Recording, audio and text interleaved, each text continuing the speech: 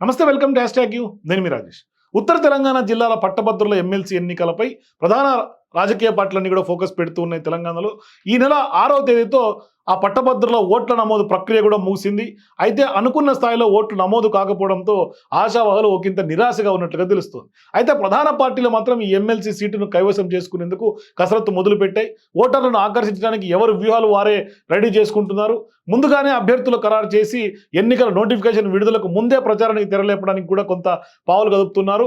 ఇక ఉత్తర తెలంగాణలో త్వరలో జరగబోతున్నటువంటి కరీంనగర్, ఆదిలాబాద్, నిజామాబాద్, మెదక్ జిల్లాల పట్టభద్రుల ఎమ్మెల్సీ స్థానం కైవసం చేసుకోవడానికి ప్రధాన పక్షాలు వ్యూహ ప్రతివ్యూహాల్లో నిమగ్నం అవుతున్నటువంటి సిచ్యువేషన్స్ ఉన్నాయి. అంటే ముందుగానే అభ్యర్థులను ఖరారు చేయడానికి కసరత్తు మొదలుపెట్టాయి. అధికార కాంగ్రెస్, బీజేపీ అభ్యర్థుల వేటలో నిమగ్నమయ్యాయి. కాంగ్రెస్ ఇప్పటికే ముఖ్య నేతలతో సమావేశం నిర్వహించి వారి అభిప్రాయాలను కూడా సేకరించి కొంత ముందడుగు వేస్తున్నటువంటి పరిస్థితి. అంటే అధికార పార్టీ కాబట్టి ఖచ్చితంగా ఒక సవాల్గా మారినటువంటి నేపథ్యం. ఖచ్చితంగా అదేవిధంగా బీజేపీలో కూడా 4 పేర్లతో అధిష్టానానికి జాబితా కొంత పంపినటువంటి నేపథ్యం ఉంది. ఇక బీఆర్ఎస్ మాత్రం ఎక్కడ కూడా అడావిడి చేయడం లేదు. సో పట్టభద్రుల్లో 30 నుంచి 35% మాత్రమే ఓట్లు నమోదు చేసుకోవడంతో అభ్యర్థిత్వాలు ఆశిస్తున్నటువంటి వారంతా కూడా నిరాశకు గురవుతున్నారు. ఈ ఎన్నికల్లో పోటీపై ఖచ్చితంగా బీఆర్ఎస్ క్లారిటీ ఇవ్వడం లేదు.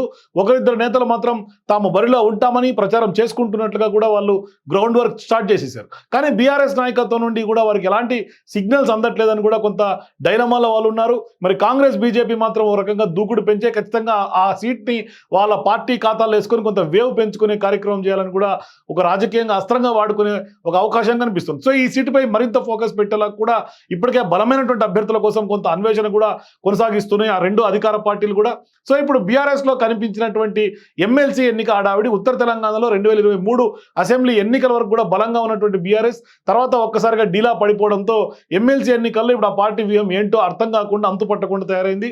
గత అసెంబ్లీ ఎన్నికల్లో ఉత్తర తెలంగాణలో కాంగ్రెస్ అనూహ్యంగా పుంజుకుంది. బీజేపీ సైతం ఉత్తర తెలంగాణలో 4 ఎంపీ సీట్లతో పాటు 7 అసెంబ్లీ స్థానాలు కైవసం చేసుకుని గట్టి పోటీ ఇవ్వడానికి సిద్ధమైంది. ఇక లోక్సభ ఎన్నికల తర్వాత జరగనున్నటువంటి ఈ ఎమ్మెల్సీ ఎన్నిక కాంగ్రెస్ కి ప్రతిష్టాత్మకంగా మారిందని కూడా చెప్పాలి. ఇంకా షెడ్యూల్ వెలువడక ముందే ఈ ఎమ్మెల్సీ ఎన్నికల్లో విజయం కోసం కాంగ్రెస్, బీజేపీలు ప్రత్యేక దృష్టి సారిస్తున్నాయి. ఇప్పటి నుండి ఆ ప్రాంతం పైన దృష్టి పెట్టింది. కాంగ్రెస్ ఉత్తర తెలంగాణకు చెందినటువంటి మంత్రులకు ఎన్నికల బాధ్యతలు కూడా అప్పగించినట్లు తెలుస్తుంది. అలాగే కేంద్ర మంత్రిగా ఉన్నటువంటి కరీంనగర్ ఎంపీ బండి సంజయ్ కూడా ఈ ఎమ్మెల్సీ ఇజ్జత్ కి సవాల్గా మారిందని కూడా కొంత బీజేపీలో టాక్ వినిపిస్తుంది. ఆయనతో పాటుగా నిజామాబాద్, ఆదిలాబాద్, మెదక్ బీజేపీ ఎంపీలకు కూడా ఎన్నిక కొంత వాస్తవానికి అధిష్టానం వాళ్ళ బాధ్యతలు కూడా అప్పగించినట్లు తెలుస్తుంది. ఈ నెలాఖరుకు కాంగ్రెస్, బీజేపీల ఎమ్మెల్సీ అభ్యర్థులను ప్రకటించే అవకాశం ఉందంటున్నారు కొంతమంది రాజకీయ పండితులు. ఈ ఎన్నికల్లో గులాబీ పార్టీ స్టాండ్ ఏంటో మాత్రం ఎవరికి అంతుపడడం లేదు. ఇప్పటి వరకు ఎమ్మెల్సీ ఎన్నికకు సంబంధించినటువంటి బీఆర్ఎస్ ఒక్క సమావేశం కూడా నిర్వహించలేదు. అయితే కాంగ్రెస్ ఎదుర్కోవాలంటే ఖచ్చితంగా తమకే సాధ్యమని స్థానిక గులాబీ నేతలు మాత్రం ఇప్పటికే చెప్పుకుంటున్నటువంటి పరిస్థితి కనిపిస్తుంది. పోటీలో ఎలాంటి డౌట్ లేదు, కథన రంగంలో నిలపడం గ్యారంటీ అనే ప్రచారం కూడా స్థానికంగా బీఆర్ఎస్ పార్టీ నాయకులు కొందరు చేస్తున్నారు. మరి ఎన్నికల్లో గ్రాడ్యుయేట్లు ఎవరి తలరాత ఎలా మారుస్తారో, మరి అధికార పార్టీకే కొంత పట్టం కట్టే అవకాశం ఉంటుందా, లేదంటే గులాబీ పార్టీ వైపు నిలబడతారా, లేదంటే కమలం వైపు వస్తారా?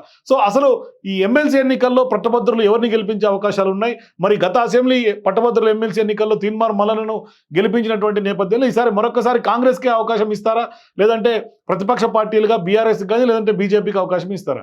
మీరు కూడా ఆ ఎన్నికల్లో ఎవరు విజయం సాధించే అవకాశం ఉంటుంది, ఏ పార్టీ గెలిచి ఆ ఖాతాను ఆ పార్టీ ఖాతాలో వేసుకుంటుంది, మీ అభిప్రాయాన్ని కామెంట్ రూపంలో తెలియజేయండి.